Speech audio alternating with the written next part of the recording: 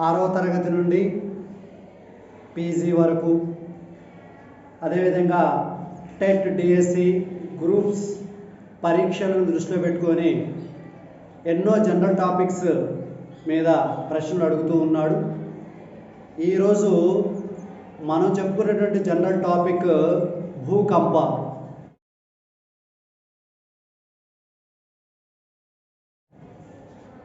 దీనికే మరొక పేరు భూపటల చలనాలు.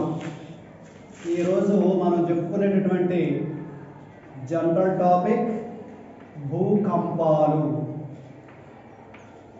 దీనినే భూపటల చలనాలు అని పిలుస్తారు. భూపటల చలనాలు. ఇక్కడే మనకి ఒక ఆబ్జెక్టివ్ బిట్ కనపడుతూ ఉంది. భూకంపాలని మరొక పేరుతో దేంతో పిలుస్తారు? అదే భూపటల చలనాలు. మరి భూకంపాలు ఎలా వస్తాయి? ఇవి ఎక్కడి నుంచి ప్రారంభం అవుతాయి? భూకంపాలు రావడానికి కారణాలు ఏంటి? ఎక్కడి నుంచి స్టార్ట్ అయితే భూకంపాలు, వాటి వల్ల జరిగే నష్టాలు ఏ విధంగా ఉంటాయి? భూకంపాలు ఏ విధంగా కొలుస్తారు? ఇట్లాంటి విషయాలన్నింటినీ కూడా ఈ జనరల్ టాపిక్లో ఈరోజు మనం నేర్చుకోబోతున్నాం. అసలు భూకంపం అంటే ఏమిటి అనేది మనం పరిశీలించినట్లయితే, భూకంపం అనగా భూమిపై వచ్చే ఆకస్మిక కదలికలనే భూకంపాలు అంటారు. భూమిపై సంభవించే ఆకస్మిక కదలికలనే భూకంపాలు అంటారు. భూమిపై సంభవించే ఆకస్మిక కదలికలను భూకంపాలు అని పిలుస్తారు. ఇది దీని యొక్క నిర్వచనం. ఎందుకంటే ఇదే బిట్టుని ఇంతకుముందు టెట్టులో అడగడం జరిగింది. ఏ విధంగా అడిగారు అంటే, భూమిపై సంభవించే ఆకస్మిక కదలికలను డ్యాష్ అని అంటారు అని ఇవ్వడం జరిగింది. గత టెట్ డిఎస్సి ప్రశ్నపత్రాన్ని కనుక మీరు పరిశీలించినట్లయితే, ప్రతి పాయింట్ నుంచి మనం ఒక ఆబ్జెక్టు బిట్టిని తయారు చేసుకోవచ్చు. భూకంపాలకే మరో పేరు భూపటల చలనాలని, భూమిపై సంభవించే ఆకస్మిక కదలికలని భూకంపాలు అంటారని, అసలు భూకంపాలు అనగానే వరించినప్పుడు భూమిపై ఆకస్మిక కదలికలు. కాబట్టి భూకంపం అనేది ఇది నిర్వచనం. మరి ఈ భూకంపం ఎక్కడి నుంచి ప్రారంభమవుతుంది, ఎలా ఉంటుందని చూస్తే, నెక్స్ట్ దీంట్లో తెలుసుకోవాల్సింది ఏంటంటే భూకంప నాభి. భూకంప నాభి. భూకంప నాభి. ఎక్కడైతే భూకంపం ప్రారంభమవుతుందో భూమి లోపల, ఒక్కసారి మనం దీన్ని భూమి అనుకుంటే, ఇది భూమి యొక్క పైభాగం, ఇది భూ పైభాగం అండి. ఇది భూమి యొక్క అంతర్భాగం, అంటే భూమి యొక్క లోపలి భాగం, భూమి లోపలి భాగం. ఎక్కడైతే భూకంపం ప్రారంభమవుతుందో, భూకంపం ప్రారంభమయ్యేటటువంటి ప్రాంతాన్ని భూకంప నాభి అని పిలుస్తారు. అంటే స్టార్టింగ్ ఎక్కడైతే ప్రారంభమవుతుందో భూమి లోపల, భూమి లోపల భూకంపం ప్రారంభమయ్యేటటువంటి ప్రాంతాన్ని భూకంప నాభి. భూమి లోపల భూకంపం ప్రారంభమయ్యే ప్రాంతాన్ని భూకంప నాభి అని అంటారు. భూకంప నాభి. రైట్. ఇది కూడా మనకి టెట్ డిఎస్లో బిట్ అడుగుతున్నాం. భూకంపాల్లో ప్రతి ఒక్క అంశం కూడా చాలా ముఖ్యమైనది. ప్రతి అంశం నుంచి కూడా బిట్టు రూపంలో తీసుకుంటూ ఉన్నారు. భూకంపం ప్రారంభమయ్యే ప్రాంతాన్ని డ్యాష్ అని పిలుస్తారని అడుగుతాడు. భూకంప నాభి. భూమిపై సంభవించే ఆకస్మిక కదలికలను ఏమంటారు? భూకంపాలు. ఈ యొక్క భూకంపం భూమి లోపల, ఈ లోపల ఎక్కడైతే ప్రారంభమవుతుందో ఆ ప్రారంభమయ్యే ప్రాంతాన్ని భూకంప నాభి, భూకంప నాభి, అది భూకంప నాభి అంటారు. నెక్స్ట్ వన్ భూకంప అధికేంద్రం, భూకంప అధికేంద్రం. ఎక్కడైతే ఈ భూమి యొక్క ఉపరితలం మీద, భూమి యొక్క ఉపరితలంపై వచ్చేటటువంటి భూకంప ప్రాంతాన్ని భూకంప అధికేంద్రం. భూమి పైన ఇక్కడ ఈ భూమి పైన మనం చూసుకున్నట్లయితే లోపల ప్రారంభమైన ప్రాంతాన్ని భూకంప నాభి అంటారు. ఈ భూకంప నాభి నుండి భూకంపం లోపల నుంచి భూమి పై భాగానికి చేరుకుంటుంది. ఈ భూమి యొక్క ఉపరితలం మీద గల ప్రాంతాన్ని, ఆ భూకంపం సంభవించే ఉపరితలం గల ప్రాంతాన్ని భూకంప అధికేంద్రం అని పిలుస్తారు. భూకంప అధికేంద్రం. భూమి ఉపరితలంపై భూకంపం సంభవించే ప్రాంతాన్ని భూకంప అధికేంద్రం. భూమి ఉపరితలంపై, భూమి ఉపరితలంపై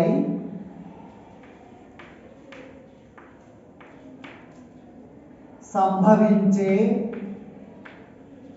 భూకంప ప్రాంతాన్ని, భూకంప కేంద్రాన్ని భూకంప అధికేంద్రం అంటారు. భూకంప ప్రాంతాన్ని భూకంప అధికేంద్రం అని పిలుస్తాం. ఈ విధంగా ముందుగా మనం తెలుసుకోవాల్సింది ఏమిటంటే 3 విషయాలు మనం ఇక్కడ ముందు నేర్చుకుంటున్నాం. అది ఒకటి భూకంపము అంటే ఏమిటి అనేది ముందు నేర్చుకుంటున్నాం. భూకంపం అనగా భూమిపై సంభవించే ఆకస్మిక, అంటే అనుకోకుండా భూమి మీద వచ్చేటటువంటి కదలికలని ఏవైతే ఉన్నాయో వాటిని భూకంపాలు అని పిలుస్తారు. అదేవిధంగా ఈ భూకంపం భూమి లోపల భాగంలో ఎక్కడైతే ప్రారంభమవుతుందో, స్టార్టింగ్ పాయింట్ ఎక్కడైతే ప్రారంభమవుతుందో ఆ ప్రాంతాన్ని భూకంప నాభి అని పిలుస్తారు. అదేవిధంగా లోపల ప్రారంభమైన ఈ భూకంపం భూమి పై భాగాన్ని చేరుతుంది. భూమి పై భాగాన్ని చేరినటువంటి, ఎక్కడైతే పై భాగాన్ని చేరుతుందో మొట్టమొదట ఆ చేరినటువంటి ప్రాంతాన్ని భూకంప అధికేంద్రం, అంటే భూమి లోపల స్టార్టింగ్ పాయింట్ని భూకంప నాభి అంటారు. భూమి పైన భూకంపం స్టార్టింగ్ పాయింట్ని భూకంప అధికేంద్రం అని పిలుస్తారు. ఇక్కడ 2 విషయాలను గుర్తుంచుకోవాలి. భూకంపాలు అనేది భూమి లోపల నుంచి సంభవించేటటువంటివి కాబట్టి భూమి లోపల ఎక్కడైతే ప్రారంభమైనటువంటి ప్రదేశం ఉందో, అంటే స్టార్టింగ్ పాయింట్ ఏదైతే ఉందో ఆ ప్రాంతాన్ని భూకంప నాభి అని పిలుస్తారు. ఈ విధంగా భూమి లోపల సంభవించినటువంటి భూకంపం భూమి పై భాగాన్ని చేరుకుంటుంది. భూమి పై భాగాన్ని ఎక్కడైతే చేరుకుంటుందో, మొట్టమొదటి ఎక్కడైతే భూమి పై భాగంలో స్టార్ట్ అవుతుందో ఆ స్టార్టింగ్ పాయింట్ని, ఆ ప్రారంభమైనటువంటి ప్రాంతాన్ని భూకంప అధికేంద్రం అని పిలుస్తారు. ఇక్కడ మొట్టమొదట దీనిలో ప్రధానంగా ముందు మనం నేర్చుకుంది ఏంటంటే భూకంపం అంటే ఏమిటి, భూకంప నాభి అంటే ఏమిటి, భూకంప అధికేంద్రం అంటే ఏందో మనం ఇక్కడ నేర్చుకోవడం జరిగింది. భూమి లోపల ప్రదేశంలో భూకంపం ప్రారంభమయ్యే ప్రాంతాన్ని భూకంప నాభి అని పిలుస్తారు. భూమి ఉపరితలంలో, అంటే భూమి యొక్క పై భాగంలో ఎక్కడైతే ఈ భూకంపం మొట్టమొదటి స్టార్ట్ అవుతుందో, ఒక పాయింట్ ఎక్కడైతే స్టార్టింగ్ పాయింట్ ఉంటుందో ఆ ప్రారంభమైనటువంటి భూమి పై భాగంలో ప్రారంభమైనటువంటి మొట్టమొదట స్టార్టింగ్ పాయింట్ని భూకంప అధికేంద్రం అని పిలుస్తారు. రైట్, ఇప్పటివరకు మనం భూకంపం అంటే ఏందో నేర్చుకున్నాం, భూకంప నాభి అంటే ఏందో నేర్చుకున్నాం, భూకంప అధికేంద్రం అంటే ఏందో నేర్చుకున్నాం. ఈ 3 విషయాలు మనం నేర్చుకోవాల్సి ఉంటుంది.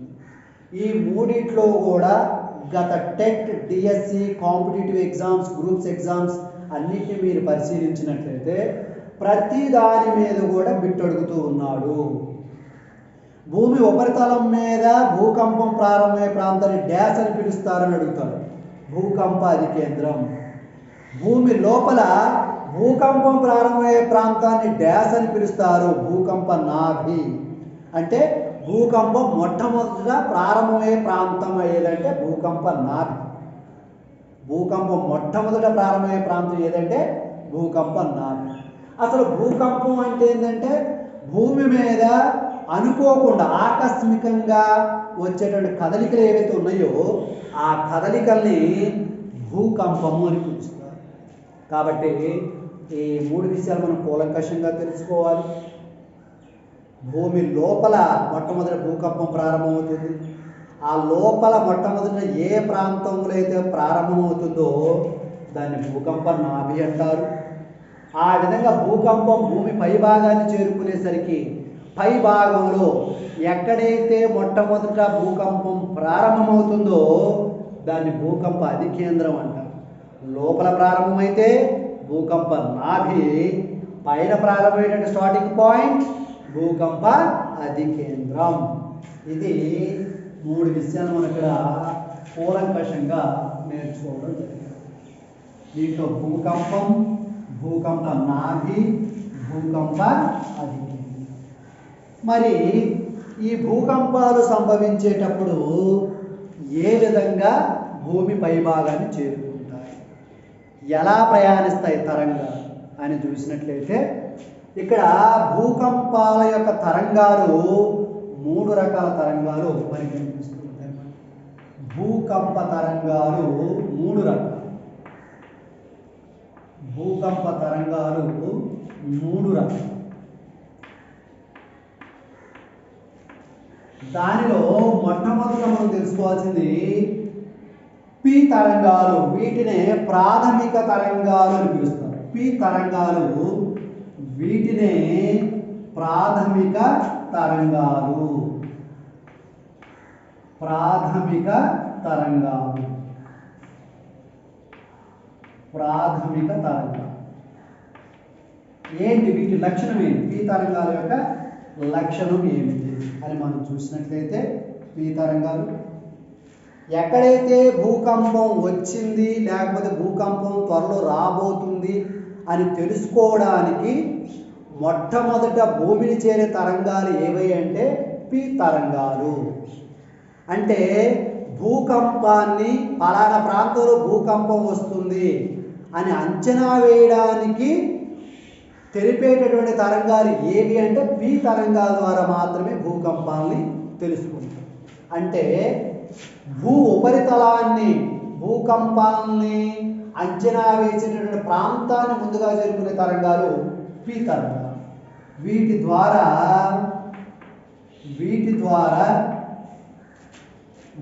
ద్వారా భూకంపాలను, రాబోయే భూకంపాలను అంచనా వేస్తారు. రాబోయే భూకంపాలను అంచనా వేస్తారు. అంటే పలానా ప్రాంతంలో వచ్చే అవకాశాలు ఉన్నాయి అనేది చెప్పడానికి అవకాశం ఉందన్నమాట. పి తరంగాలు రాబోయే భూకంపాలు అంచనా వేస్తారు. అదేవిధంగా భూకంప అధికేంద్రాన్ని మొట్టమొదటి చేరే తరంగాలు కూడా పి తరంగాలు. భూకంప నాభి, భూకంప అధికేంద్రం, అభికేంద్రం. ఆ భూకంప అభికేంద్రాన్ని పి తరంగాలు మొట్టమొదట చేరుతాయి. భూకంప అధికేంద్రాన్ని మొట్టమొదట చేరే తరంగాలు ఏవి అంటే పి తరంగాలు. భూ అధికేంద్రాన్ని మొదటిగా చేస్తారు.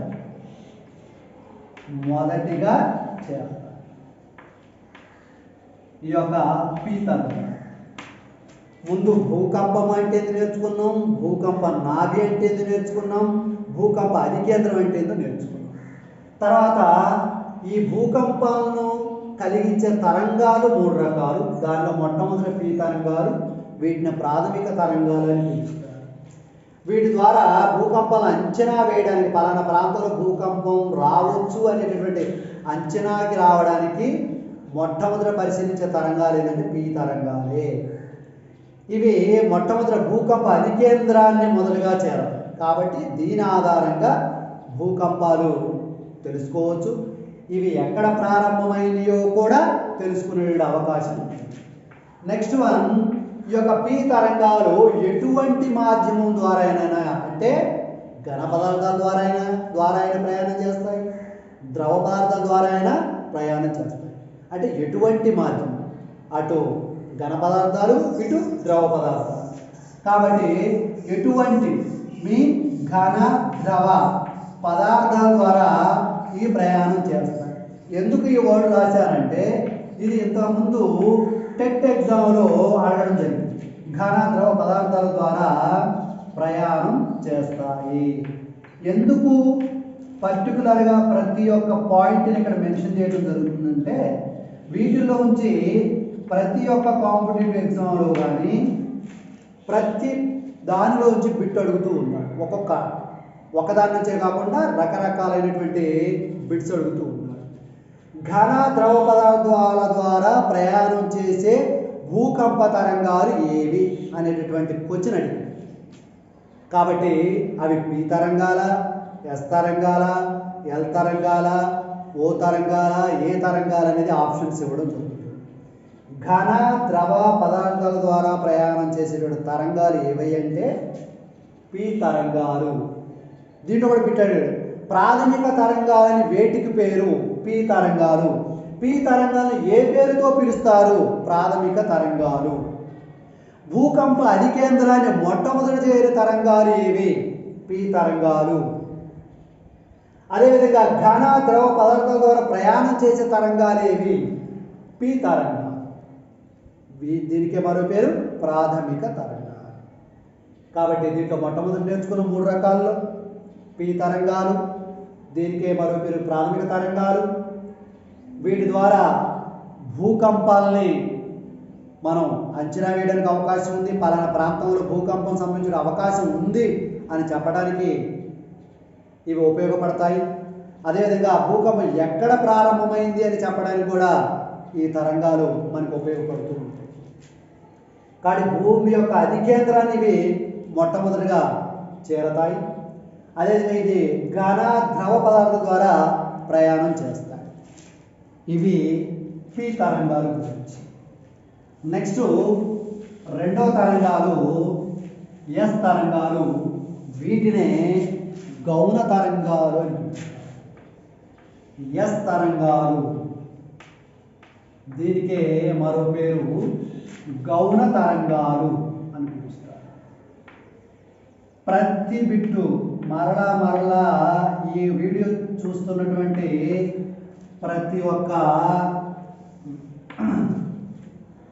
విద్యార్థులందరికీ కూడా కాంపిటేటివ్ ఎగ్జామ్స్ రాస్తున్నటువంటి అందరికీ కూడా అభ్యర్థులందరికీ కూడా చెప్పేది ఏమిటంటే వీటిలో వచ్చినటువంటి ప్రతి దాంట్లో ఒక్కొక్క బిట్ అడుగుతూ ఉన్నాడు. ఇది చాలా కీలకమైనటువంటి జనరల్ టాపిక్. ఇక్కడ మనం మొట్టమొదటి పి తరంగాలు నేర్చుకున్న వాటిని ప్రాథమిక తరంగాలు అంటారని, భూకంప అధికేంద్రాన్ని మొట్టమొదటి చేరే తరంగాలు పి తరంగాలు, ఘన ద్రవ పదార్థాల ద్వారా ప్రయాణం చేసే తరంగాలు పి తరంగాలు. ద సెకండ్ వన్ ఎస్ తరంగాలు. వీటికి మరో పేరు గౌణ తరంగాలు. మరొక పేరు గౌణ తరంగాలు. ఇవి మనం చూసినట్లయితే ఇవి భూమి లోపల వచ్చేటప్పుడు చూసినట్లయితే ఆ తరంగాల వెంబడి ప్రయాణం చేసేటప్పుడు పైకి కిందకి ఆ యొక్క అణువుల్ని కదిలిస్తూ ఉంటాయి అన్నమాట. అంటే పైకి కిందకి అనుకుంటా తరంగాలు చీల్చుకుంటూ వస్తూ ఉంటాయి. కాబట్టి ఎస్ తరంగాలు తరంగాల వెంబడి అణువులను పైకి క్రిందికి కదిలిస్తాయి. అదే పి తరంగాలైతే తరంగాల వెంబడి అణువులను ముందు వెనుకకు కదిలిస్తాయి. తరంగాల వెంబడి అణువులను ముందు వెనుకకు కదిలించేవి పి తరంగాలు. తరంగాల వెంబడి ప్రయాణం చేసేటప్పుడు భూమి పక్కన ఉన్న అణువులను పైకి కిందకి కదిలించేటువంటి తరంగాలు ఎస్ తరంగాలు. కాబట్టి తరంగాల వెంబడి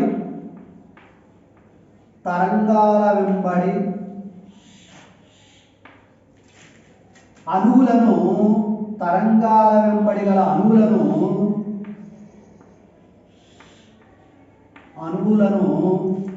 పైకి క్రిందకి కదిలిస్తాయి.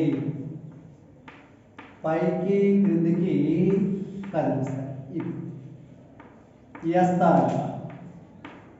అదే పి తరంగాలైతే అణువులను ముందుకు వెనుకకు కదిలిస్తాయి. ఇవి అణువులను పైకి క్రిందికి కదిలించడం జరుగుతుంది. ఎస్ తరంగాల్ని గౌణ తరంగాలు అని పిలుస్తారు. ఇవి ఘన పదార్థాల ద్వారా మాత్రమే ప్రయాణం చేస్తాయి. ద్రవ పదార్థాల ద్వారా ఎస్ తరంగాలు ప్రయాణం చేయవు. ఈ బిట్ అడిగాడు. ద్రవ పదార్థాల ద్వారా ప్రయాణం చేయలేని తరంగాలు డాష్ అంటారు. అవే ఎస్ తరంగాలు. ఇవి భూమి లోపల ఉన్నటువంటి ఘన పదార్థాల ద్వారా దూసుకొని వెళ్తాయి, ముందుకు వెళ్తాయి. కానీ ద్రవ పదార్థాలు కనుక అడ్డం వస్తే ఈ తరంగాలు అక్కడే ఆగిపోతాయి. కాబట్టి ఇవి ద్రవ పదార్థాల ద్వారా ప్రయాణం చేయలేవు.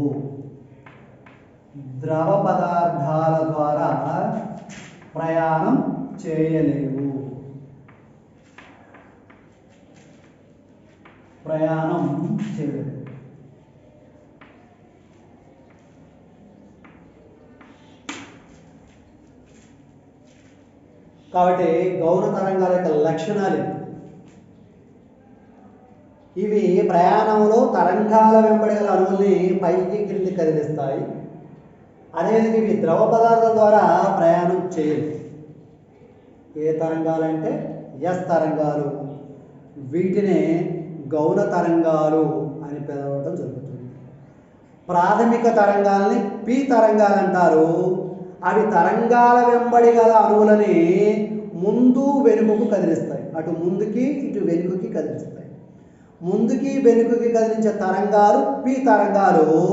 పైకి కిందికి కదిలించేటువంటి తరంగాలు ఎస్ తరంగాలు. వీటినే గౌణ తరంగాలు అని పిలవటం జరుగుతుంది. ఇది రెండవది. ఇక మూడవ తరంగాలు మనం చూసినట్లయితే వీటినే దీర్ఘ తరంగాలు లేదా ఎల్ తరంగాలు అంటారు. ఎల్ తరంగాలు లేదా దీర్ఘ తరంగాలు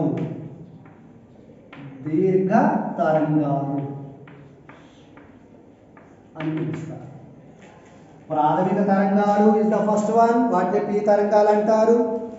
సెకండ్ వన్ గౌణ తరంగాలు, దానికే ఎస్ తరంగాలు అని పేరు. మూడోది దీర్ఘ తరంగాలు, దానికే ఎల్ తరంగాలు అని పేరు. మరి ఈ యొక్క భూమి లోపల ప్రారంభమైనటువంటి పి తరంగాలు కానీ ఎల్ తరంగాలు కానీ ఇవి రెండు భూమిని చేరేసరికి, భూకంప అధికేంద్రాన్ని చేరేసరికి ఎల్ తరంగాలుగా మారడం జరుగుతుంది. ఇక్కడ మనం తెలుసుకోవాల్సింది ఏంటంటే పి మరియు ఎస్ తరంగాలు భూకంప అధికేంద్రాన్ని అంటే భూమి యొక్క ఉపరితలాన్ని చేరేసరికి, పి మరియు ఎస్ తరంగాలు భూమిని చేరేసరికి, భూ ఉపరితలాన్ని చేరేసరికి ఎల్ తరంగాలుగా మార్పు చెందుతాయి. భూ ఉపరితలాన్ని చేరేసరికి ఎల్ తరంగాలుగా మారుతాయి. ఎల్ తరంగాలుగా మారుతాయి. అందుకని వీటిని దీర్ఘ తరంగాలు అని పిలుస్తారు. భూమిపైన భూకంపం వల్ల సంభవించేటటువంటి నష్టానికి కారణం ఏమంటే ఎల్ తరంగాలు. భూకంపం సంభవించినప్పుడు భూమి మీద జరిగే నష్టానికి కారణమైనటువంటి తరంగాలు ఏవంటే ఎల్ తరంగాలు. ఏ రెండు తరంగాలు ఎల్ తరంగాలుగా మారుతాయంటే పి తరంగాలు, ఎస్ తరంగాలు. ఈ రెండు తరంగాలు భూమి లోపల నుంచి భూమి పైభాగాన్ని చేరేసరికి ఎల్ తరంగాలుగా మారుతాయి. వాటినే దీర్ఘ తరంగాలు అని పిలుస్తారు. కాబట్టి అదే ఇక్కడ మనం రాసుకున్నాం. పి మరియు ఎస్ తరంగాలు భూ ఉపరితలాన్ని చేరేసరికి ఎల్ తరంగాలుగా మారుతాయి. ఇక భూకంపం వచ్చినప్పుడు భూమి మీద జరిగే నష్టానికి కారణమయ్యే తరంగాలు ఎల్ తరంగాలు. ఇది ఇక్కడ మనం చెప్పుకోవాల్సిన విషయం.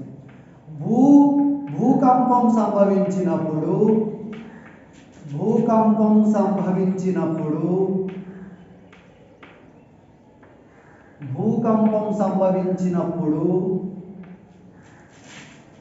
భూమిపై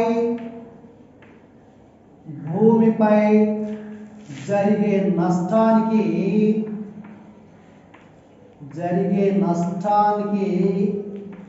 కారణం ఎల్ తరంగాలు. కాబట్టి భూమి మీద భూకంపం వల్ల జరిగేటటువంటి జన నష్టం కావచ్చు, ఆస్తి నష్టం కావచ్చు, ఏ నష్టమైనా సరే దానికి కారణం ఏంటంటే ఎల్ తరంగాలు. కాబట్టి ఇప్పటికే దీంట్లో మీరు ప్రతి ఒక్క అంశాన్ని వినేటప్పుడు నోట్స్ దగ్గర పెట్టుకొని చక్కటి నోట్స్ తయారు చేసుకోవచ్చు. మొట్టమొదట భూకంపాలను పెట్టుకొని భూపటల చలనాలను రాసుకుంటారు. దాంట్లో మొట్టమొదట భూకంపం అంటే నిర్వచనం రాసుకోవచ్చు, భూకంప నాభి అంటే నిర్వచనం రాసుకోవచ్చు, భూకంప అధికేంద్రం అంటే ఏందో నిర్వచనం రాసుకోవచ్చు. 3 నిర్వచనాలు మీకు తెలుస్తాయి. ఇక భూకంపాలు సంభవించడానికి కారణమైనటువంటి తరంగాలు ఏమిటి? అవి 3 రకాలు. అందులో ఫస్ట్ది పి తరంగాలు.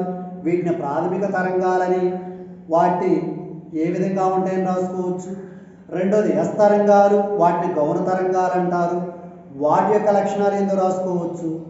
మూడోది ఎల్ తరంగాలు. వాటిని దీర్ఘ తరంగాలు అంటారు. వాటి లక్షణాలు ఏందో మనం రాసుకోవచ్చు. ఇవి పి తరంగాలు, ఎస్ తరంగాలు, ఎల్ తరంగాలు. ఎల్ తరంగాల్ని లవ్ తరంగాలు అని కూడా పిలవడం జరుగుతుంది. దీర్ఘ తరంగాలు, మరొక పేరు లవ్ తరంగాలు. ఎల్ తరంగాల్ని లవ్ తరంగాలు అని కూడా పిలుస్తారు. లవ్ తరంగాలు అని కూడా పిలుస్తారు. లవ్ తరంగాలు అని కూడా పిలుస్తారు. మనం ఇది ప్రతిదాన్ని కూడా చిన్న చిన్నయే కదా అని వదిలేస్తాము. దాన్నే బిట్టుగా మలిచి అడుగుతూ ఉంటారు ఎగ్జామ్స్. కాబట్టి ప్రతిదీ క్షుణ్ణంగా తెలుసుకోవాల్సిన అవసరం ఉంది. కాబట్టి పి తరంగాలు ప్రాథమిక తరంగాలు. ఇవి భూకంప అధికేంద్రాన్ని మొట్టమొదటిగా చేరతాయి. ఇవి ఎటువంటి మాధ్యమం ద్వారా అంటే అటు ఘన పదార్థాల ద్వారా కానీ ద్రవ పదార్థాల ద్వారా కానీ ప్రయాణం చేస్తాయి. ప్రాథమిక తరంగాలు. అదేవిధంగా పి తరంగాలు ప్రయాణం చేసేటప్పుడు తరంగాల వెంబడి ఉండేటటువంటి అణువులని ముందుకి వెనుకకి కదిలిస్తాయి. పి తరంగాలు ప్రయాణం చేసే మార్గములో ఉన్నటువంటి అణువులని ముందుకి వెనుకకి కదిలిస్తాయి. ఇక నెక్స్ట్ ఎస్ తరంగాలు. వీటిని గౌణ తరంగాలు అంటారు. ఎస్ తరంగాల్ని ఇవి కేవలం ఘన పదార్థాల ద్వారా మాత్రమే ప్రయాణం చేస్తాయి. ద్రవ పదార్థాల ద్వారా ప్రయాణం చేయలేవు. వాటి ప్రయాణ మార్గంలో కనుక ద్రవ పదార్థాలు అడ్డుపడ్డట్లయితే ఆ తరంగాలు అక్కడే ఆగిపోతాయి. ముందుకు వెళ్ళేటటువంటి అవకాశం లేదు. అదేవిధంగా ఎస్ తరంగాలు ప్రయాణం చేసేటటువంటి మార్గములో భూమి ఇరుపక్కల నుండి అణువులని పైకి క్రిందికి కదిలిస్తాయి. వాటి యొక్క లక్షణం పైకి క్రిందికి కదిలిస్తాయి ఎస్ తరంగాలు. అదేవిధంగా భూమి లోపల ప్రారంభమైన పి తరంగాలు, భూమి లోపల ప్రారంభమైన ఎస్ తరంగాలు, ఈ 2 తరంగాలు భూమి మీదకు చేరేసరికి అంటే భూ పై భాగానికి చేరేసరికి దీర్ఘ తరంగాలుగా మారతాయి. వాటిని ఎల్ తరంగాలు అంటారు. వాటిని లవ్ తరంగాలు అని పిలుస్తారు. అంటే పి మరియు ఎస్ తరంగాలు కలిసి డాష్ తరంగాలుగా మారుతాయని బిట్ అడుగుతూ ఉంటారు. అవే దీర్ఘ తరంగాలు లేదా ఎల్ తరంగాలు లేదా లవ్ తరంగాలు అని పిలవడం జరుగుతుంది అన్నమాట. కాబట్టి అదేవిధంగా భూకంపం వచ్చినప్పుడు భూమి మీద జరిగే నష్టానికి కారణమయ్యేటటువంటి తరంగాలు ఏవయ్యాయంటే ఎల్ తరంగాలు. భూకంపం వల్ల భూమి మీద జరిగే నష్టానికి కారణమైన తరంగాలు ఎల్ తరంగాలు. వీటిని దీర్ఘ తరంగాలు, వీటిని లవ్ తరంగాలని పిలవడం జరుగుతుంది. ఇప్పటి వరకు మనం చూసినట్లయితే భూకంప తరంగాల్లో ఉన్నటువంటి రకాలని మనం తెలుసుకోవడం జరుగుతుంది. అవి పి తరంగాలు, వాటిని ప్రాథమిక తరంగాలని, ఎస్ తరంగాలు, వాటిని గౌణ తరంగాలని, ఎల్ తరంగాలు, వాటిని దీర్ఘ తరంగాలు మరియు లవ్ తరంగాలని పిలవడం జరిగింది అన్నమాట. ఇది ఇప్పటివరకు మనం నేర్చుకున్నటువంటి అంశాలు. ఇప్పటివరకు చెప్పిన దాన్ని 2 పార్ట్లుగా విడగొట్టినట్లయితే మనం మొదటి పార్ట్లుగా చూసినట్లయితే మొదటి విభజనలో నిర్వచనాలు 3 నేర్చుకున్నాం. మనం భూకంపం అంటే ఏందో నేర్చుకున్నాం, భూకంప నాభి అంటే ఏందో నేర్చుకున్నాం, భూకంప అధికేంద్రం అంటే ఏందో నేర్చుకున్నాం. నెక్స్ట్ స్టెప్లో మనం చూసుకున్నట్లయితే భూకంప తరంగాల్లో 3 రకాలు ఉంటాయని నేర్చుకున్నాం. ఒకటి పి తరంగాలు, వాటిని ప్రాథమిక తరంగాలు. రెండోది ఎస్ తరంగాలు, వాటిని గౌణ తరంగాలని. మూడోది ఎల్ తరంగాలు, వాటిని దీర్ఘ తరంగాలు అంటారని ఇప్పటివరకు మనం నేర్చుకోవడం జరిగింది. రైట్. అయితే ఈ యొక్క భూకంపాలని కనుక మనం చూసినట్లయితే భూకంప ఎంత లోతు నుంచి భూకంపాలు వస్తూ ఉంటాయి, లోతు వల్ల భూకంపాల యొక్క ప్రభావం ఎలా ఉంటుంది అనేది ఇప్పుడు మనం చూడబోతున్నాం. భూకంప లోతును బట్టి అంటే భూకంప నాభి లోతును బట్టి అన్నమాట. భూకంప నాభి లోతును బట్టి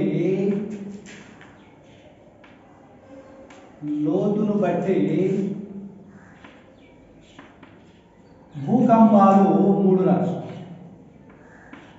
భూకంప నాభి లోతును బట్టి భూకంపాలు 3 రకాలుగా మనం విభజించుకోవచ్చు.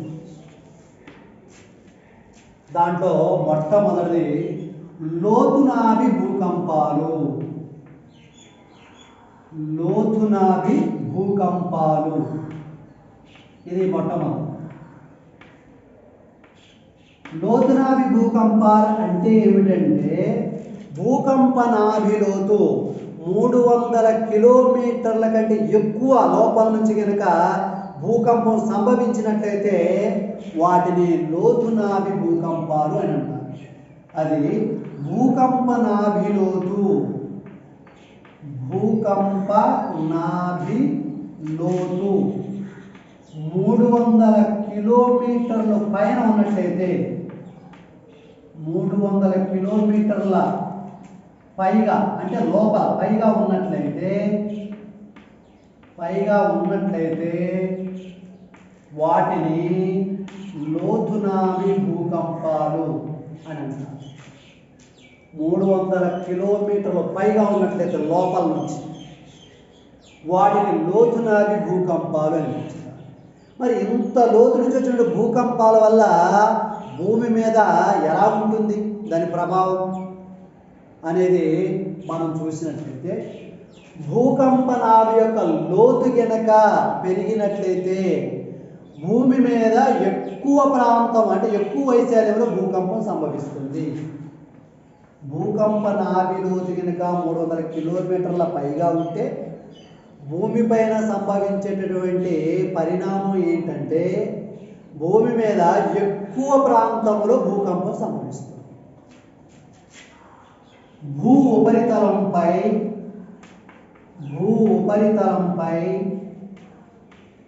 ఎక్కువ వైశాల్యంలో భూకంపం సంభవిస్తుంది.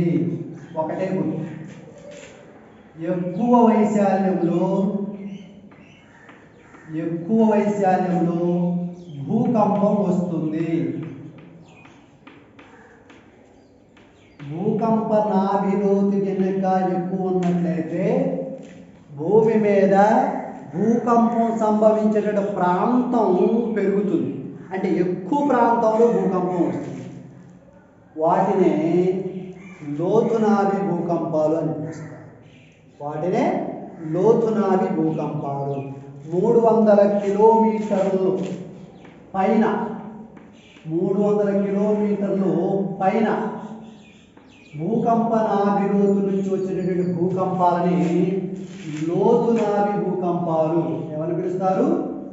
లోతునాభి భూకంపాలు అని పిలవడం జరుగుతుంది. 300 కిలోమీటర్ల పైన ఇవి లోతునాభి భూకంపాలు. ఇక రెండోది మనం చూసినట్లయితే మాధ్యమిక నాభి భూకంపాలు. రెండోది మాధ్యమిక నాభి భూకంపాలు. మాధ్యమిక నాభి భూకంపాలు. భూకంప నాభి లోతు 300 నుంచి 55 కిలోమీటర్ల మధ్య ఉన్నట్లయితే భూకంప నాభి లోతు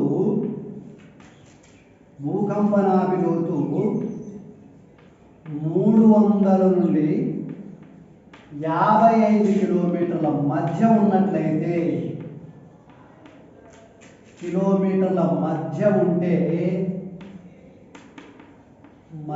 ఉంటే వాటిని మాధ్యమిక నాభి భూకంపాలు, మాధ్యమిక నాభి లోతు భూకంపాలు. ఇది 300 నుండి 55 కిలోమీటర్ల మధ్య ఉంటే వీటిని మాధ్యమిక నాభి లోతు భూకంపాలు, మాధ్యమిక భూకంప నాభి భూకంపాలని పిలవడం జరుగుతుంది. మాధ్యమిక నాభి భూకంపాలు అని పిలవడం జరుగుతుంది. దీనివల్ల ఒక కొంత ప్రాంతంలో మాత్రమే భూకంపం సంభవిస్తుంది. జన నష్టం కానీ ఆస్తి నష్టం కానీ అంత తీవ్రంగా ఉండదు. కొద్ది మొత్తంలో నష్టం జరుగుతూ ఉంటుంది. తక్కువ ప్రాంతంలో భూమి మీద తక్కువ ప్రాంతంలో అంటే మరి ఎక్కువ కాకుండా మరి తక్కువ కాకుండా ఒక సరాసరి ప్రాంతంలో ఒక మధ్య ప్రాంతంలో భూకంపం వస్తుంది. ఆస్తి నష్టం జన నష్టం మధ్యస్థంగా ఉంటుంది. కాబట్టి ఇవి భూకంప నాభి లోతు కనుక 300 నుంచి 55 కిలోమీటర్ల మధ్య ఉంటే వాటిని మాధ్యమిక నాభి లోతు భూకంపాలని పిలవడం జరుగుతుంది. ఇక తక్కువ లోతు నాభి భూకంపాలు. తక్కువ లోతు నాభి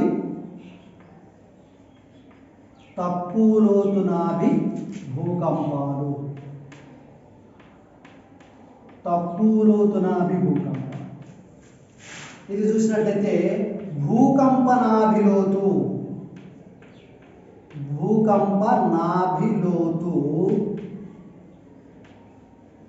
55 కిలోమీటర్ల కంటే తక్కువ ఉన్నట్లయితే 55 కిలోమీటర్ల లోపు ఉన్నట్లయితే వాటిని తక్కువ లోతు నాభి భూకంపాలు అని పిలుస్తారు. తక్కువ లోతు నాభి భూకంపాలు 55 కిలోమీటర్ల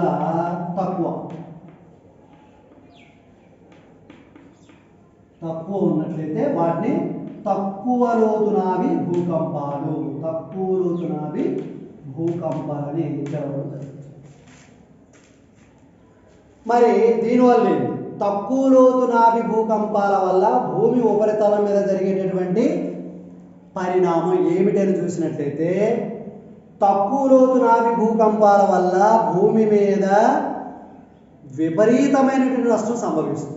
అంటే భూకంపం సంభవించేటువంటి ప్రాంతం తక్కువ ఉంటుంది కానీ నష్టం మాత్రం విపరీతంగా ఉంటుంది. అంటే భూమి మీద జరిగేటటువంటి ఆస్తి జన నష్టానికి అధికంగా ఆస్తి జన నష్టానికి కారణం ఏంటంటే తక్కువ లోతు నాభి భూకంపాలు. భూమిపై జరిగే తీవ్ర నష్టానికి కారణం ఏంటంటే తక్కువ లోతు భూకంపాలు. తీవ్ర నష్టం అంటే అటు జన నష్టం కావచ్చు, ఆస్తి నష్టం కావచ్చు, ఏ నష్టాలైనా సరే వాటికి కారణం ఏంటంటే తక్కువ లోతు నాభి భూకంపాలే కారణం.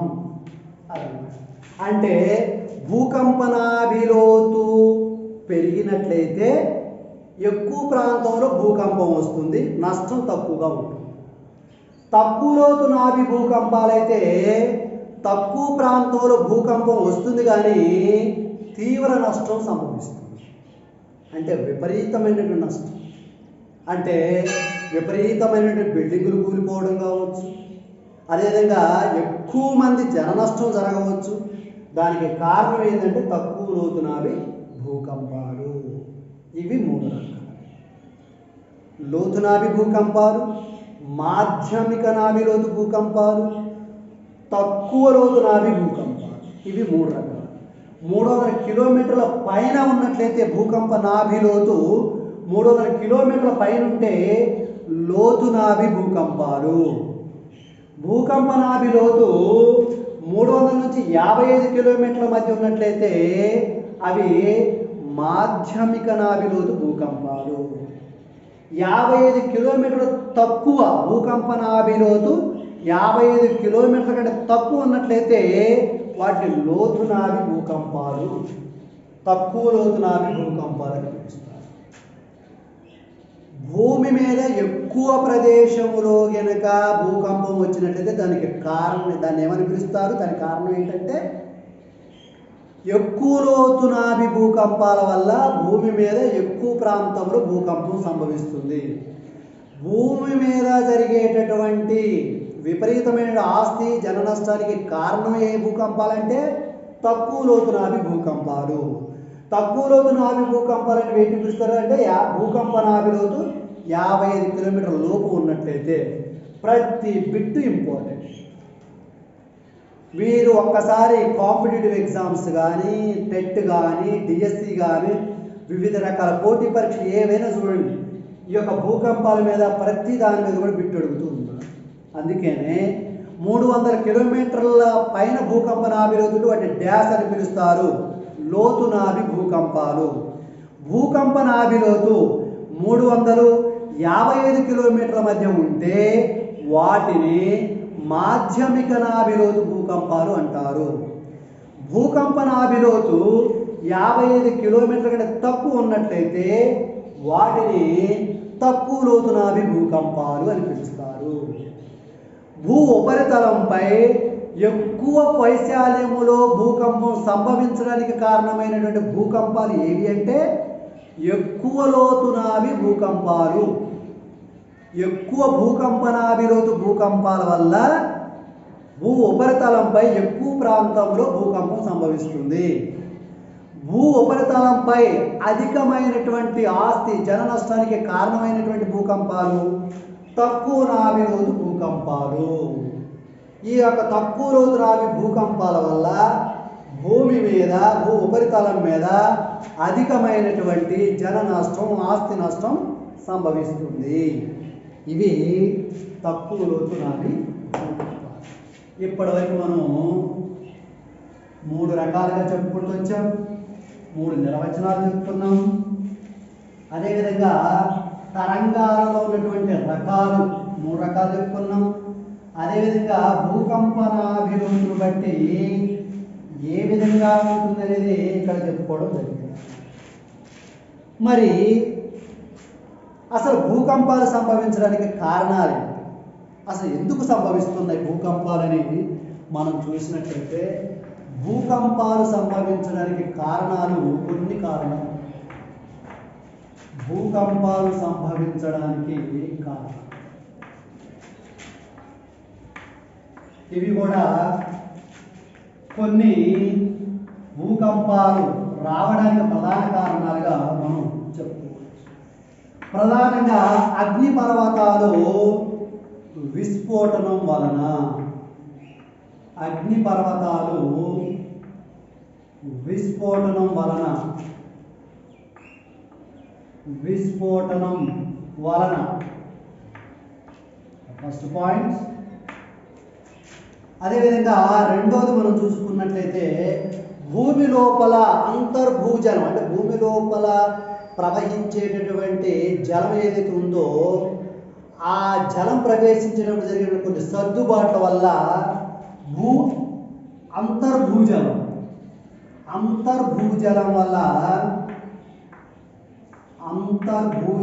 వలన ఏమవుతుందంటే గుహలపై కప్పులు కూలిపోవడం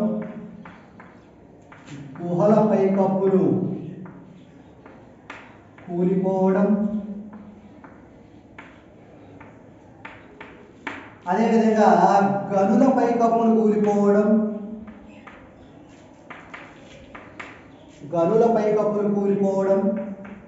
స్వరంగాలపై కప్పులు కూలిపోవడం స్వరంగాల యొక్క పైకప్పులు కూలిపోవడం ఇలాంటి జరుగుతూ ఉంది. అదేవిధంగా నెక్స్ట్ మనం చూసుకున్నట్లయితే ప్రధానంగా ఖనిజాల కోసం భూమిని విపరీతంగా త్రవ్వినప్పుడు, ఎందుకంటే ఖనిజాల కోసం భూమిని చాలా లోతుకి త్రవ్వుతూ ఉంటారు. ఇదొకటి ప్రధాన కారణంగా మనం చెప్పుకోవచ్చు. ఖనిజాల కోసం భూమిని ఎక్కువ లోతుకు తవ్వడం, ఖనిజాల కోసం భూమిని బాగా లోతుకు త్రవ్వడం. దీనివల్ల చుట్టుపక్కల ప్రాంతాల్లో భూకంపం సంభవించేటువంటి అవకాశం ఎక్కువగా ఉంటుంది. వీటన్నింటి కారణాలుగా మనం చెప్పుకోవచ్చు. అగ్నిపర్వతాల విస్ఫోటనం వల్ల కావచ్చు, అంతర్భూజలం వలన గుహలపై కప్పులు కూలిపోవడం, గనులపై కప్పులు కూలిపోవడం, స్వరంగాలపై కప్పులు కూలిపోవడం ఇవన్నీ జరగవచ్చు. అదేవిధంగా ఖనిజాల కోసం భూమిని బాగా లోతుకు త్రవ్వడం ఇవన్నీ కారణాలుగా మనం చెప్పుకోవచ్చు అన్నమాట. ప్రకృతిలో ఎప్పుడైతే ఖనిజాల త్రవ్వ కోసం ఏ ప్రాంతంలోనైతే భూమిని బాగా లోతుకు తవ్వుతారో ఆ ప్రాంతంలో భూకంపం రావడానికి అవకాశాలు ఎక్కువగా ఉంటాయి. కాబట్టి భూమిని ఎక్కువ లోతుకు తవ్వడం అనేది ఎప్పుడూ కూడా ఇబ్బందికరంగా పరిణమిస్తుంది. వీటన్నిటిని మనం కారణాలుగా చెప్పుకోవచ్చు. అగ్నిపర్వతాల విస్ఫోటనం వల్ల కావచ్చు, అంతర్భూజలం అంటే లోపల జలం ప్రవహించినప్పుడు జరిగేటటువంటి సర్దుబాట్ల వలన గుహలపై కప్పులు కూలిపోవచ్చు, గనులపై కప్పులు కూలిపోవచ్చు, స్వరంగాలపై కప్పులు కూలిపోవచ్చు. అదేవిధంగా ఖనిజాల కోసం భూమిని బాగా లోతుకు తవ్వడం కావచ్చు. అదేవిధంగా హిమానీ నదాల్లో జరిగేటటువంటి సర్దుబాటు అంటే మంచు పర్వతాలలో జరిగేటటువంటి కొన్ని సర్దుబాట్ల వల్ల కూడా భూకంపాలు వచ్చేటటువంటి అవకాశం ఎక్కువగా ఉంది. హిమానీ నదాలలో సర్దుబాటు అంటే ఎక్కడైతే మంచు పర్వతాలు ఉన్నాయో ఆ మంచు పర్వతాల్లో జరిగేటటువంటి భూమిలో జరిగేటువంటి సర్దుబాట్ల వల్ల భూకంపం సంభవించే అవకాశం మనకి ఎక్కువగా కనిపిస్తుంది. మరి ఈ భూకంపాలను మనం చూసినట్లయితే భూకంపాల తరంగాల యొక్క తీవ్రతని రిక్టర్ స్కేల్ మీద కొలవడం జరుగుతుంది. భూకంప తరంగాల తీవ్రతని కొలిచేటువంటి పరికరం రిక్టర్ స్కేల్. దాని ఆధారంగా మాత్రమే భూకంప యొక్క తీవ్రతని కనుక్కోవడం జరుగుతుంది. రిక్టర్ స్కేల్లో గనుక ప్రమాణాలు గనుక పెరిగినట్లయితే అక్కడ భూకంపం బాగా వచ్చినట్లు, దానివల్ల ఆస్తి జన నష్టం ఎక్కువగా జరిగినట్లు లెక్క. ఒకవేళ రిక్టర్ స్కేల్ మీద ప్రమాణాల యొక్క సంఖ్య కనుక తగ్గినట్లయితే సాధారణమైనటువంటి నష్టం సంభవిస్తూ ఉంటుంది.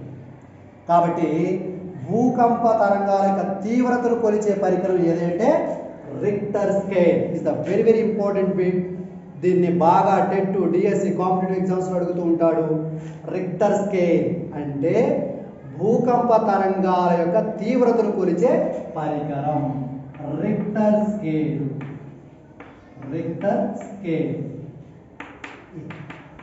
దీని ఆధారంగా భూకంప తరంగాల యొక్క తీవ్రతను కొలుస్తారు.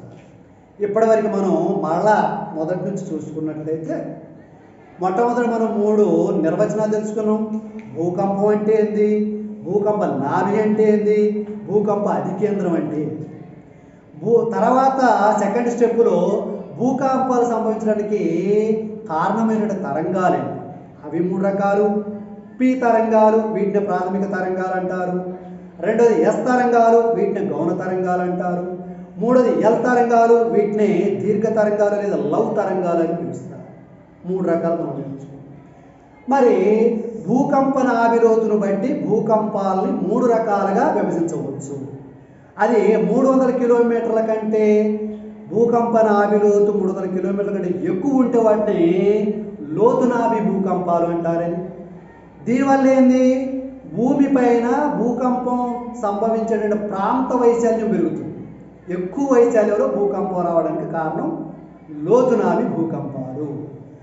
రెండవది 355 కిలోమీటర్ల మధ్య కనుక భూకంప నాభిలోతు ఉంటే వాటిని మాధ్యమిక నాభిలోతు భూకంపాలు అంటారు. దీనివల్ల తక్కువ ప్రాంతంలో అంటే ఒక మధ్య రకంగా భూకంపం వస్తుంది భూమి మీద, అటు ఎక్కువ నష్టం కాకుండా తక్కువ నష్టం కాకుండా సంభవిస్తుంది. ఇక థర్డ్ వన్ తక్కువ లోతు నాభి భూకంపం. భూకంప నాభిలోతు కనుక 55 కిలోమీటర్ల కంటే లోపు ఉన్నట్లయితే వీటిని తక్కువ లోతు నాభి భూకంపాలు అంటారు. ఇది ప్రధానమైనటువంటి దీనివల్ల డేంజర్ అపాయం ఏంటంటే భూమిపై జరిగేటటువంటి విపరీతమైన ఆస్తి నష్టానికి జన నష్టానికి కారణం తక్కువ లోతు నాభి భూకంపాలు. దీనివల్లనే భూమి మీద విపరీతమైన నష్టం సంభవిస్తుంది. అంతవరకు మనం నేర్చుకున్నాం. తర్వాత భూకంపాలు సంభవించడం గల కారణాలని మనం ఇప్పటివరకు నేర్చుకున్నాం. రైట్, భూకంపాల యొక్క తీవ్రతని మనం చూసినట్లయితే రిక్టర్ స్కేల్ మీద కొలవడం జరుగుతుంది. అయితే ఇప్పటివరకు మనం చూసినట్లయితే ప్రధానంగా భారతదేశంలో చూసినట్లయితే 1897 నుంచి 1950 మధ్య కాలం, 1950 మధ్య అంటే ఈ 53 సంవత్సరాల కాలం, 1897 నుంచి 1950 మధ్య కాలంలో భారతదేశంలో సంభవించినటువంటి భూకంపాలను మనం పరిశీలన చేసినట్లయితే ప్రధానంగా 4 తీవ్రమైనటువంటి భూకంపాలు సంభవించడం జరిగింది. దాంట్లో మనం మొట్టమొదటిగా తెలుసుకున్నట్లయితే 1897లో అస్సాంలో సంభవించిన భూకంపం. అస్సాంలో వచ్చిన భూకంపం భారతదేశంలో 1897 నుంచి 1950 మధ్య కాలం అంటే 53 సంవత్సరాల మధ్య కాలంలో మనం చూసినట్లయితే రిక్టర్ స్కేల్ మీద 7 నుంచి 8 ప్రమాణాల మధ్యలో తీవ్రమైనటువంటి భూకంపాలు భారతదేశంలో 4 వచ్చాయి. అందులో మొట్టమొదటి 1897లో అస్సాంలో వచ్చినటువంటి భూకంపం. అదేవిధంగా 1934లో మనం చూసినట్లయితే బీహార్ నేపాల్ భూకంపం.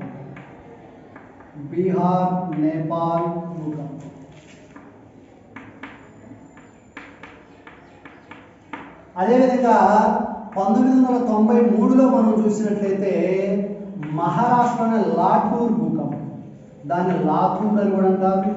అదే లాటూర్ మహారాష్ట్రలోనే లాటూర్ భూకంపం. అదేవిధంగా 2001లో మనం చూసినట్లయితే గుజరాత్లోని భుజ్ భూకంపం. గుజరాత్లోని భుజ్ భూకంపం.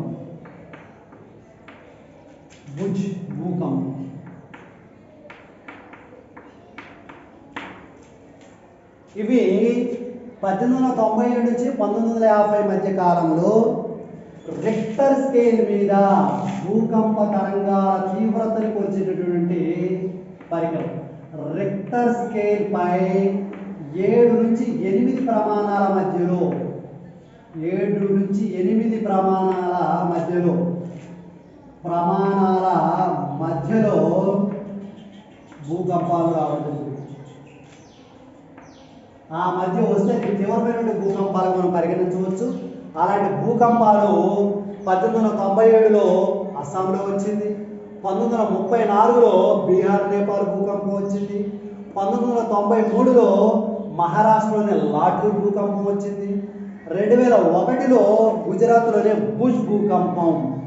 ఇవి 4 కూడా ఈ 53 సంవత్సరాల కాలంలో 1897 నుండి 1950 మధ్యకాలంలో, అంటే 53 సంవత్సరాల మధ్యకాలంలో 4 తీవ్రమైనటువంటి భూకంపాలు, అంటే బాగా నష్టాన్ని కలిగించినటువంటి రిక్టర్ స్కేల్ మీద 7 నుంచి 8 ప్రమాణాల మధ్య భూకంపం సంభవించినప్పుడు అది తీవ్రమైన భూకంపంగా పరిగణిస్తారు. అలాంటి భూకంపాలు భారతదేశంలో 4 రావడం జరిగింది. 1897 అస్సాంలో, 1934లో బీహార్ నేపాల్ భూకంపం, 1993లో మహారాష్ట్రలో లాటూర్ భూకంపం, 2001లో గుజరాత్లో భుజ్ భూకంపంగా మనం చెప్పుకోవచ్చు. ఈ విధంగా 4 రకాల భూకంపాలు సంభవించాయి. అదేవిధంగా ప్రపంచం మొత్తం మీద మనం చూసినట్లయితే భూకంపాలు ప్రధానంగా 68% భూకంపాలు మనం చూసినట్లయితే పసిఫిక్ పరివేష్టిత మేఖల ఈ ప్రాంతంలో ఎక్కువగా వస్తుంది. పసిఫిక్ పరివేష్టిత మేఖల is the very very important. Pacific పరివేష్టిత మేఖల అంటే ఈ ప్రాంతంలో 68% భూకంపాలు సంభవిస్తాయి. మరి ఈ పసిఫిక్ పరివేష్టిత మేఖల్లో మనం చూసినట్లయితే ముడత పర్వతాలు ఉన్నాయి. ముడత పర్వతాలు, అదేవిధంగా అగ్ని పర్వతాలు. ఈ 2 రకాలు ఎక్కడైతే ఎక్కువగా ఉన్నాయో, ఈ 2 రకాలు ఉన్న చోట పసిఫిక్ పరివేష్టిత మేఖల్లో ఈ 2 ప్రాంతాలు ఉండడం జరిగింది. ఈ ప్రాంతాలు 68% భూకంపాలు వస్తాయి. అదేవిధంగా మన దగ్గరలో ఉన్నటువంటి దేశాలు మనం చూసుకున్నట్లయితే ఈ పసిఫిక్ పరివేష్టిత మేఖల్లోకి జపాన్ మరియు ఫిలిప్పీన్స్ ఎలా అన్నా ఒకటే ఫిలిప్పీన్స్, ఈ 2 దేశాలు కూడా ఈ యొక్క పసిఫిక్ పరివేష్టిత మేఖల్లోనే ఉంది. 68% భూకంపాలు పసిఫిక్ పరివేష్టిత మేఖలు సంభవిస్తూ ఉన్నాయి. ఈ పసిఫిక్ పరివేష్టిత మేఖల్లో ఎక్కువగా ఉన్నది మృత పర్వతాలు, అగ్ని పర్వతాలు. మన చుట్టూ దగ్గర ఉన్న దేశం చూసిన జపాన్, ఫిలిప్పీన్స్, ఇవి కూడా పసిఫిక్ పరివేష్టిత మేఖలు ఉన్నాయి. అదేవిధంగా 21% భూకంపాలు మనం చూసినట్టయితే ప్రపంచ పర్వత మేఖల.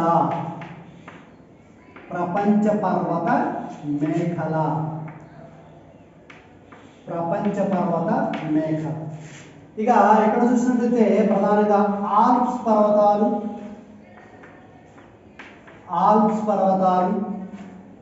అదేవిధంగా హిమాలయ పర్వతం.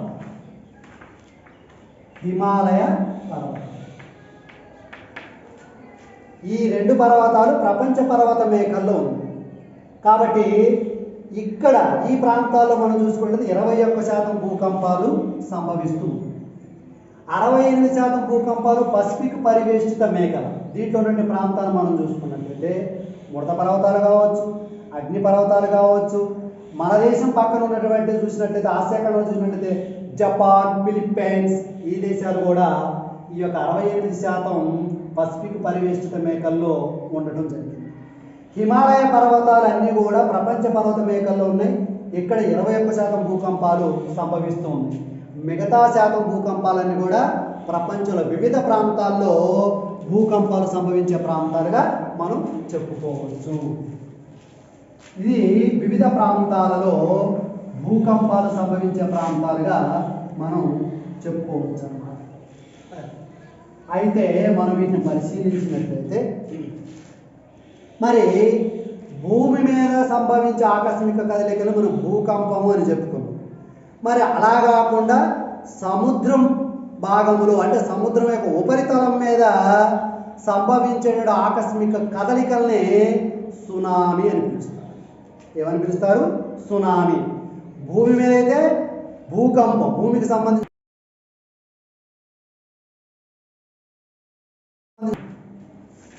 దీని నిర్వచనం మనం చూసుకున్నట్లయితే సముద్ర పైభాగములో సముద్ర ఉపరితలంపై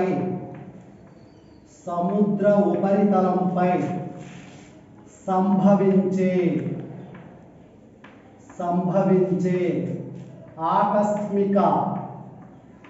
ఆకస్మిక కదలికలను సునామీ అని పిలుస్తారు.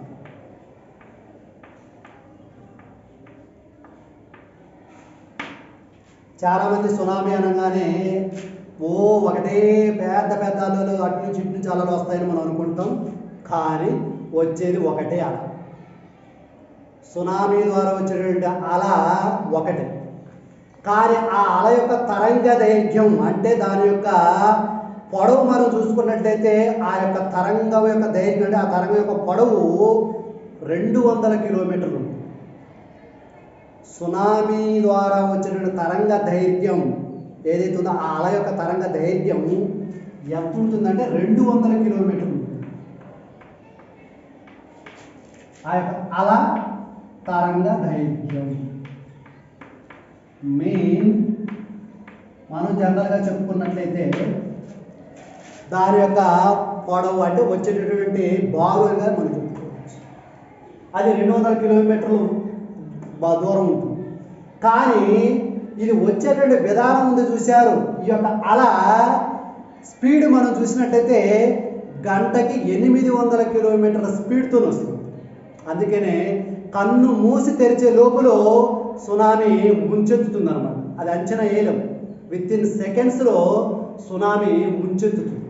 కాబట్టి ఈ యొక్క అల యొక్క స్పీడ్ అంటే ప్రవాహ వేగం మనం చూసినట్టయితే వేగం చూసిన 800 కిలోమీటర్ల వేగంతో ఇది ప్రయాణం చేస్తుంది. సునామీ అలల వేగం మనం చూసినట్లయితే 800 కిలోమీటర్లు. కాబట్టి ఈ 800 కిలోమీటర్ల స్పీడ్తోని 200 కిలోమీటర్ల తరంగ దైర్ఘ్యం కలిగిన అల ఒకటే దాన్ని ఇంకో పేరుతో పిలుస్తారు. దాన్ని రాకాసి అల. సునామీకి మరో పేరు రాకాసి అల. ఇది ఈ మధ్యకాలంలో చాలా అంటే గ్రూప్స్ ఎగ్జామ్లలో దీన్ని అడగడం జరిగింది.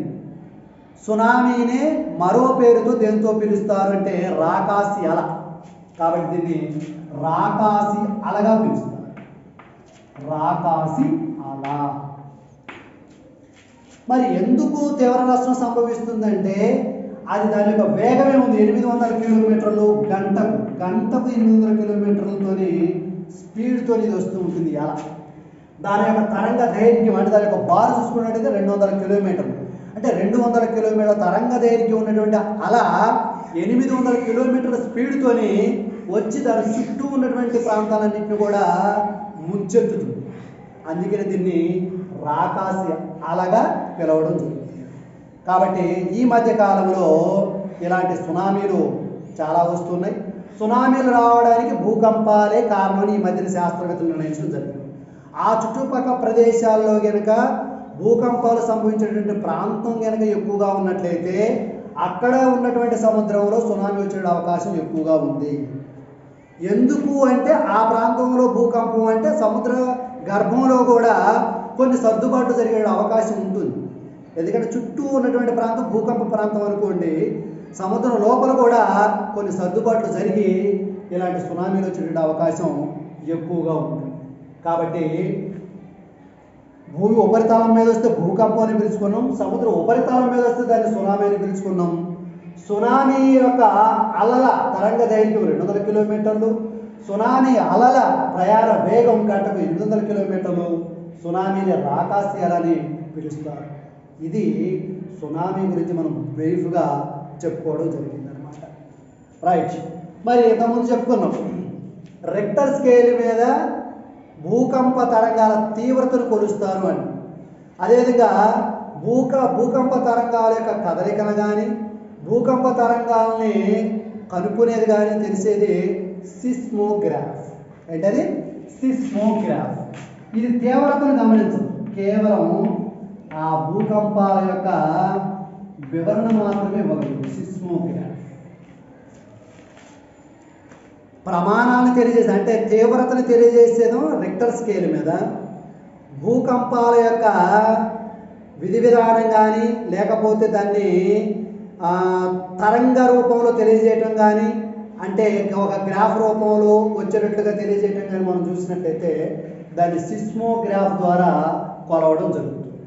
రైట్, ఇందాక తీవ్రతను తెలియజేసేది ఇది, భూకంప తరంగాల యొక్క గురించి తెలియజేసేది సిస్మోగ్రాఫ్. ఈరోజు మనం ఇప్పటిదాకా మనం చూసుకున్నట్లయితే ఒకసారి వేటి నేర్చుకున్నాం ఏందనేది మనం ఒకసారి బ్రీఫ్గా తెలుసుకున్నట్లయితే వీటిని మీరు చక్కగా నోట్స్ రూపంలో రాసుకుంటే, ఎందుకంటే ఈ మధ్యకాలంలో ప్రకృతి వైపరీత్యాల మీద బిట్స్ ఎక్కువగా అడుగుతున్నాడు, దాని ఒక సపరేట్గా మార్క్స్ కేటాయిస్తూ ఉన్నాడు. కాబట్టి ఈ యొక్క ప్రకృతి వైపరీత్యాలు డిజార్డర్స్, ఓకే, డిజార్డర్స్ మీద ఎక్కువగా బిట్స్ అడుగుతున్నాడు. ఇవాళ మనం చూసినట్లయితే ఫస్ట్ 1లో మనం చూసుకున్నట్లయితే ఫస్ట్ దాంట్లో భూకంపము నేర్చుకున్నాం. ఎలా నోట్స్ రాసుకోవాలో మీకు చెప్తున్నాను, వేరే పుస్తకాలు కూడా అవసరం లేకుండా. అదేవిధంగా రెండోది భూకంప నాభి గురించి నేర్చుకున్నాం, నిర్వచనం నేర్చుకున్నాం. అదేవిధంగా మూడోది భూకంప అధికేంద్రం గురించి నేర్చుకున్నాం. భూకంప అధికేంద్రం గురించి నేర్చుకోవడం జరిగింది. ఇది ఫస్ట్ 1గా నేర్చుకోండి. ఇక సెకండ్ 1లో ఎలా గుర్తుంచుకోవాలి మనం చూసినట్లయితే తరంగాలు ఇస్ ద ఫస్ట్ 1, పి తరంగాలు. అదేవిధంగా రెండోది ఎస్ తరంగాలు. అదేవిధంగా మూడోది ఎల్ తరంగాలు. వీటిని మనం గుర్తుంచుకోవాలి, నోట్స్ ప్రిపేర్ చేసుకోవాలి. ఇవి మూడో దాంట్లో భూకంప నాభిలోతును బట్టి భూకంపాలు ఏర్పడే దాంట్లో రకాలు నేర్చుకున్నాం. దాంట్లో ఫస్ట్ 1 లోతునాభి భూకంపాలు, లోతునాభి భూకంపాలు. రెండోది మాధ్యమిక నాభి లోతు భూకంపాలు. అదేవిధంగా మూడోది తక్కువ లోతునాభి భూకంపాలు, తక్కువ లోతునాభి భూకంపాలు. ఇది ఒక పార్ట్గా మనం గుర్తుంచుకోవాలి. నెక్స్ట్ 4th పార్ట్లో మనం చూసినట్లయితే భూకంపాలు సంభవించడానికి కారణాలు, భూకంపాలు సంభవించడానికి కారణాలు మనం కొన్ని కారణాలు దాంట్లో చెప్పుకోవడం జరిగింది, కారణాలు. 5th 1 మనం చూసినట్లయితే ఎంత శాతం భూకంపాలు ఏ ప్రాంతాల్లో సంభవిస్తున్నాయి, భూకంపాలు సంభవించే ప్రాంతాలు, భూకంపాలు సంభవించే ప్రాంతాలు ఎక్కడ ఎంత శాతం ఉన్నాయనేది మనం చెప్పుకోవడం జరిగింది. ఇక నెక్స్ట్ 6th 1 మనం చూసుకున్నట్లయితే 1897 నుంచి 1950 ఈ యొక్క 53 సంవత్సరాల కాలంలో భారతదేశంలో 4 తీవ్రమైన భూకంపాలు వచ్చాయి. ఎక్కడెక్కడ వచ్చాయి ఈ 4 తీవ్రమైన భూకంపాలు, ఎక్కడెక్కడ వచ్చాయో తెలుసుకోవడం జరిగింది. అదేవిధంగా ఇక్కడ ఇంకొక విషయాన్ని కూడా మనం నేర్చుకోవాలి. భారతదేశంలో భూకంపాలు అధికంగా సంభవించే రాష్ట్రం ఏదైనా ఉందంటే అది అస్సాం. అదేవిధంగా తర్వాత స్థానాల్లో మనం చూసుకున్నట్లయితే second place Gujarat, third place Maharashtra. భారతదేశంలో ఈ 3 రాష్ట్రాల్లో భూకంపాలు అధికంగా సంభవించడానికి అవకాశాలు ఎక్కువగా ఉన్నాయి, సంభవించాయి కూడా. కాబట్టి అస్సాంలో ఎక్కువ భూకంపాలు సంభవిస్తాయి, తర్వాత సెకండ్ 1 గుజరాత్, థర్డ్ 1 మహారాష్ట్ర. కాబట్టి ఇక్కడ 4 తీవ్రమైన భూకంపాలు వచ్చాయని మనం తెలుసుకోవడం జరిగింది. అదేవిధంగా 7 పాయింట్లో మనం చూసుకున్నట్లయితే సునామీ. సునామీ అంటే ఏంటి, సునామీలో వచ్చిన తరంగ దైర్ఘ్యాల ఎలా ఉంటుంది దాని పొడవు, అదేవిధంగా దాని ప్రయాణ వేగం ఎలా ఉంటుంది, దాని ఆకాశ అలా ఎందుకు పిలుస్తున్నారు, ఇట్లాంటి విషయాలను కూడా దీంట్లో నేర్చుకోవడం జరిగింది. ఈ యొక్క 7 పాయింట్స్ కనుక మీరు చక్కగా నోట్స్ రాసుకోగలిగినట్లయితే మనకి వేరే పుస్తకం అవసరం లేదు. అదేవిధంగా ప్రకృతి వైపరీత్యాల మీద ఎలా బిట్స్ అడుగుతున్నాడో కూడా మీకు మొదటి నుంచి చెప్పుకుంటూ వస్తూ ఉన్నాను. ఫస్ట్ 1లో బిట్లు ఎలా అడుగుతున్నాడు, సెకండ్ తరంగాల మీద ఎలా బిట్స్ అడుగుతున్నాడు, థర్డ్ 1 లోతులు బట్టి బిట్స్ ఎలా అడుగుతున్నాడు, సంభవించిన గల కారణాల మీద బిట్స్ అడుగుతున్నాడు, భూకంపాలకు సంబంధించిన ప్రాంతాల మీద బిట్స్ అడుగుతున్నాడు. అదేవిధంగా 97 నుంచి 50 మధ్య కాలంలో నుండి దాన్ని పరిశీలించిన భూకంపాలు ఎక్కడ ఎక్కువగా వచ్చాయి అడుగుతూ ఉన్నాడు, సునామీ గురించి అడుగుతున్నాడు. దీని మొత్తానికి కనుక మీరు చక్కగా నోట్స్ రాసుకోగలిగినట్లయితే ఒక మంచి అంశాన్ని మనం నేర్చుకునే వాళ్ళు అవుతాము. ఇది ఎంతో ఉపయోగపడుతుంది. మీరందరూ కూడా దీన్ని ఎలా చెప్పాలంటే ఇలా పాయింట్స్ వైజ్గా ఇలా భూకంపం అనగానే మూడింటి గురించి కూడా మీరు ఆన్సర్ చేసేటట్టుగా ఉండాలి. పి తరంగాలు, ఎస్ తరంగాలు, ఎల్ తరంగాల గురించి చెప్పేటట్టుగా ఉండాలి. లోతునావి, మాధ్యమిక లోతునావి, తక్కువ లోతు భూకంపాల గురించి చెప్పేటట్టుగా ఉండాలి. భూకంపాలకు సంబంధించిన కారణాలు మనం రాసుకున్నాం, వాటిని చెప్పేటట్టుగా ఉండాలి. భూకంపాలకు సంబంధించిన ప్రాంతాలు 68% కానీ 21% కానీ ఎక్కడెక్కడ ఉన్నాయి అనేది చెప్పేటట్టుగా ఉండాలి. అదేవిధంగా 97 నుంచి 54 తీవ్రమైన భూకంపాలు, 1897 అస్సాం అని కానీ, అదేవిధంగా 1934లో బీహార్ నేపాల్ భూకంపం కానీ, 1993లో మనం చూసినట్టు మహారాష్ట్ర లాటూర్ భూకంపం, 2001లో గుజరాత్లో భుజ్ భూకంపం, వీటిని చెప్పేటట్టుగా ఉండాలన్నమాట. అదేవిధంగా సునామీ గురించి ఉన్నటువంటి విషయం మనం ఆల్రెడీ చెప్పుకోవడం జరిగింది. దాన్ని రాకాశాలు అంటారు. అలల యొక్క ప్రయాణం 800 కిలోమీటర్లు, ఆ తరంగాల యొక్క దైర్ఘ్యం 200 కిలోమీటర్లు. కాబట్టి ఇట్లాంటి మంచి విషయాలు మా బోయర్ స్టడీ సర్కిల్ ద్వారా ఇంకా రాబోయేటటువంటి అంశాలు మీకు కూలంకుషంగా ఇంతే విపులంగా మీకు చెప్పి మీ కాంపిటేటివ్ ఎగ్జామ్స్లో సక్సెస్ కావడానికి మా వంతు సహకారం అందిస్తామని తెలియజేస్తూ అందరికీ ధన్యవాదాలు.